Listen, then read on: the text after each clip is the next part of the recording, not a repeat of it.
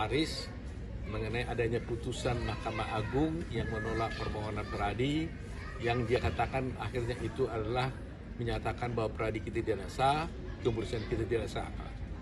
Saya ingin tegas menyatakan di sini bahwa apa yang disampaikan saudara Hotman tersebut itu adalah pernyataan bohong.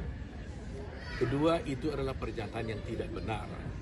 Itu adalah pernyataan merupakan fitnah dan merupakan pencemaran nama baik terhadap Peradi dan sangat melukai hati para advokat Indonesia. Kenapa? Karena Hotman Paris sesungguhnya tidak mengerti persoalannya. Dan ini bukan perkaranya dia, tapi dia mengomentarinya. Apakah seorang advokat boleh mengomentari perkara yang bukan perkaranya?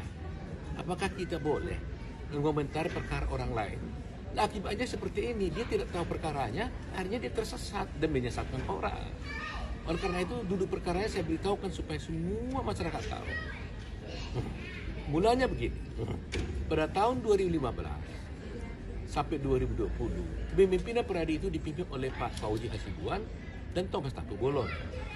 Pada masa mereka itu, dibuatlah ada perubahan anggaran dasar melalui rapat pleno Peradi. Kalau tidak salah, Hotman Paris waktu itu juga menjadi pengurus Peradi. Kalau tidak salah ini ya, nanti dicek. Nah, kemudian saudara Alamsyah merasa perubahan anggaran dasar yang dibuat berdasarkan rapat pleno itu adalah tidak sah.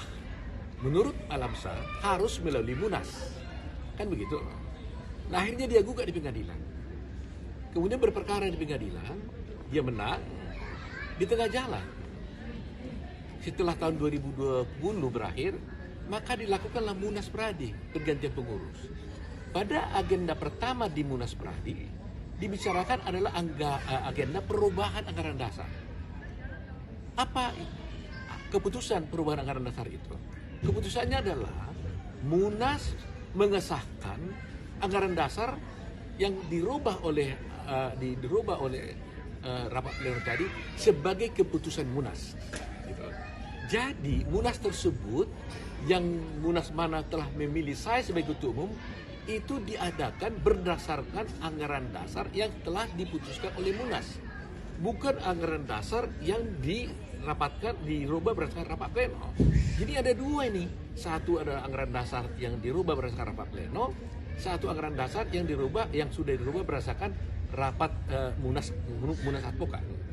Nah, karena hal ini adalah dua hal yang berbeda, maka apa implikasinya terhadap adanya putusan Mahkamah Agung tersebut?